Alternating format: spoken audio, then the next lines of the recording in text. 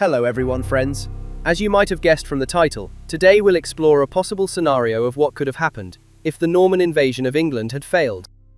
I'm sure many of you have never really considered this, just like I hadn't, but after searching for video ideas and diving into various academic and research works on the topic, it genuinely caught my attention. So I went deeper, and now I'm ready to present to you an alternative course of history. By the 9th and 10th centuries, Anglo-Saxon England had unified into a single kingdom under the House of Wessex. Royal authority was supported by a council known as the Witenagemot, an assembly of nobles and clergy. The country was divided into shires, governed by ealdormen, who collected taxes and led local militias. English kings held extensive powers. They could issue laws, mint coins, collect tribute, and conduct foreign policy. In January 1066, after the death of the childless King Edward the Confessor, Harold Godwinson was chosen as king. But already by the spring of that same year, England faced invasion. The King of Norway, Harold Hardrada, joined by Tostig, the exiled Earl of Northumbria, launched an attack. Harold responded with remarkable speed. Marching his army north, he met the invaders on September 25th, at the Battle of Stamford Bridge. The result was decisive. The Norwegian army was crushed. Both Hardrada and Tostig were killed. By the autumn of 1066, the Anglo-Saxon king had secured full control of the country. But a new threat was already approaching. William, Duke of Normandy. By the 1060s, Norman Normandy had become a powerful feudal state. Its strength lay in rapid cavalry mobilization and a strong network of castles. William based his claim to the English throne partly on an alleged promise from Edward the Confessor, and partly on dynastic ties through marriage. In actual history, the Normans landed in September 1066, and on October 14th they won the Battle of Hastings, largely thanks to the maneuver of heavy cavalry. But in our scenario, the battle unfolds differently. It's impossible to propose a single precise outcome. However, we can identify several key factors that, under favorable conditions for the English, might have led to the failure of the Norman invasion. First, Harold's military readiness. After the victory at Stamford Bridge, he commanded a battle-hardened and confident army, capable of organizing immediate defenses in the south. The Anglo-Saxons also possessed a degree of naval capability, which could have complicated a Norman landing. A well-prepared defensive position, perhaps entrenched on elevated ground near Sandwich, might have allowed them to repel the Normans, even at the shoreline. Second, weather conditions. Historically, storms repeatedly disrupted crossings of the English Channel in 1066. Imagine the Norman fleet caught in a violent storm, thrown into chaos, with William losing a significant portion of his forces. Without a stable crossing, the invasion could collapse before it truly begins. Third, tactical miscalculations.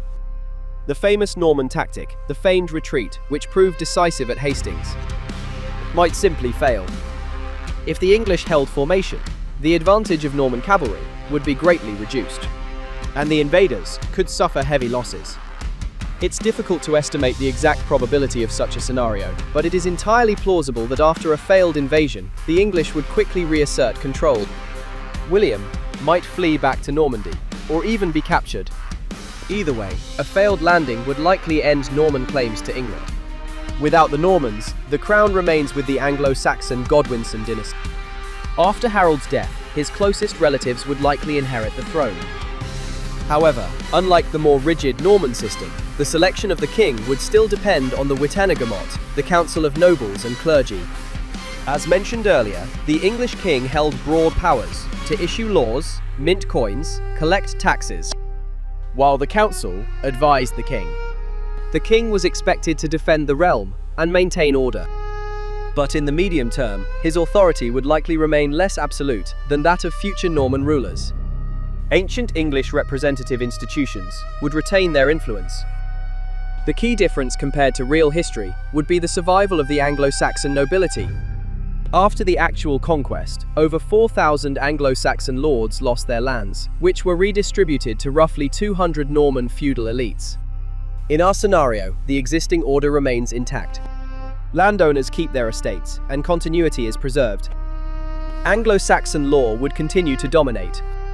Before the Norman conquest, England operated under a system of royal law codes, rooted in Germanic customs and reinforced by decisions of the Witenagemot. Without the Normans, there would be no sharp turn toward continental feudal law. Instead, we could expect further evolution of Anglo-Saxon legal traditions.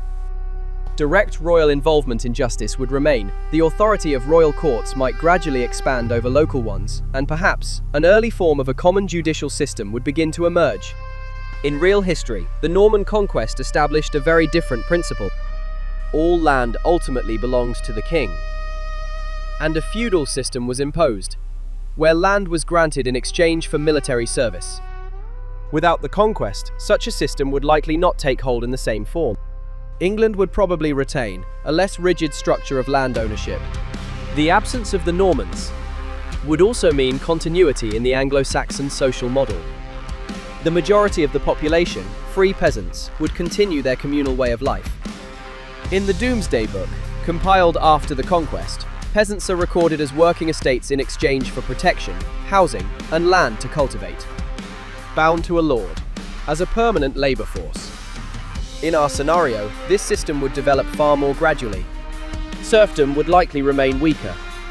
The number of dependent peasants might increase over time, but without a sharp shift toward rigid manorial structures, like those introduced by the Normans. Culturally, England would remain Anglo-Saxon. The literary language, Old English, would likely experience its own flourishing. Schools and monasteries would continue producing manuscripts in the native language, using the Latin alphabet. After 1066 in real history, a mixed Middle English began to form. But before that, the linguistic structure remained distinctly Germanic. Architecture, too, would follow a different path. Without Norman influence, the Romanesque stone style would not dominate. There would be no massovое строительство, massive wave of stone castles and cathedrals, in the new continental style. Instead, Anglo-Saxon wooden and early stone churches, along with manor structures, would remain less fortified, less imposing. Church reforms would also proceed within the existing hierarchy. For example, Benedictine monasteries would likely retain their influence, without the widespread displacement seen under Norman rule. As a result, the social landscape of England, up until the Renaissance, would remain closer to a pre-Romanesque model. More free peasants, less rigid class division. Economically, Anglo-Saxon England was primarily agrarian, but trade towns and early manufacturing were already developing. The Norman conquest introduced a new system of fiscal control. In 1086, the Domesday Book was compiled, providing the king with detailed information on land holdings and financial resources.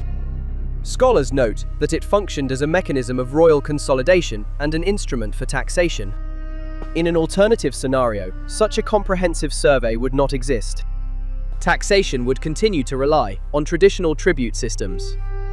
Anglo-Saxon kings were capable of collecting taxes, such as the Geld, but the system remained more customary, less centralized. The absence of large-scale administrative accounting would likely slow the consolidation of financial power. Trade with the continent would continue, but without a unified maritime policy, English merchants might not receive the same level of protection as they did after 1066. Even so, major towns and fairs would still grow over time, driven by craftsmanship and agriculture. With less pressure from royal taxation, the economic burden on peasants would increase more slowly. This could stimulate internal demand and encourage the growth of a freer labor market. And without the Norman conquest, England would likely avoid the long series of wars tied to its king's claims on French lands. To avoid confusion, there would be no Anglo-French dominion under the Plantagenet dynasty, and no need for involvement in the 100 Years' War. Instead, English kings would likely focus on consolidating power within the British Isles and defending their realm from northern threats, including Viking incursions.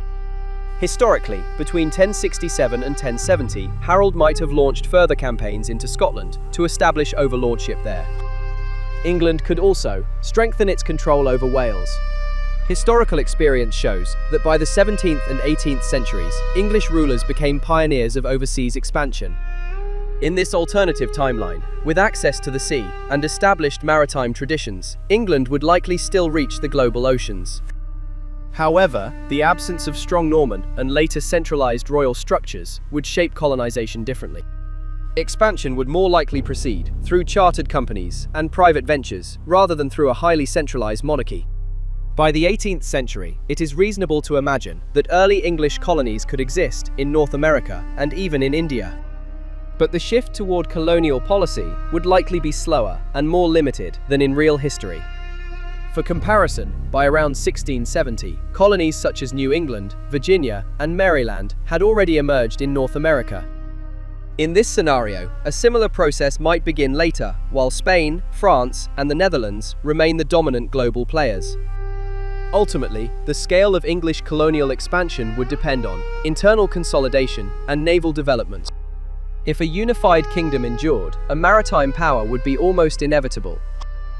England would still take its place among colonial states, but likely with less global influence. The political map of Europe would also evolve differently. Key medieval events involving England would take another course. There would be no centuries-long conflict between England and France over French territories. By the 15th century, the French crown might grow stronger, facing less distraction from prolonged wars against foreign-ruled dynasties.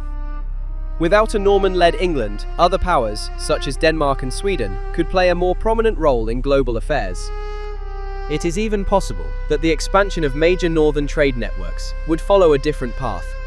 However, the separation of Britain from continental dynamics would not mean a complete cultural break.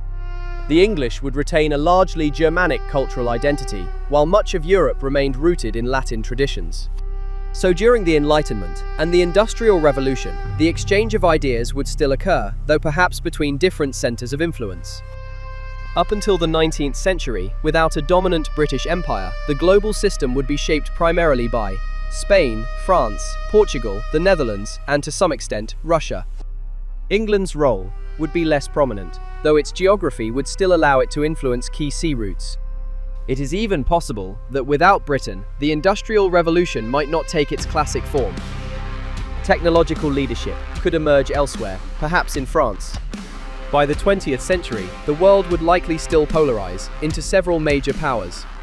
But an Anglo-Saxon England might occupy a more modest position compared to the historical Anglo-Norman trajectory. This entire alternative scenario rests on one critical assumption: that the failed invasion of 1066 is not followed by internal rebellion or prolonged civil war. If, after defeating the Normans, England had descended into instability, the outcome would be very different.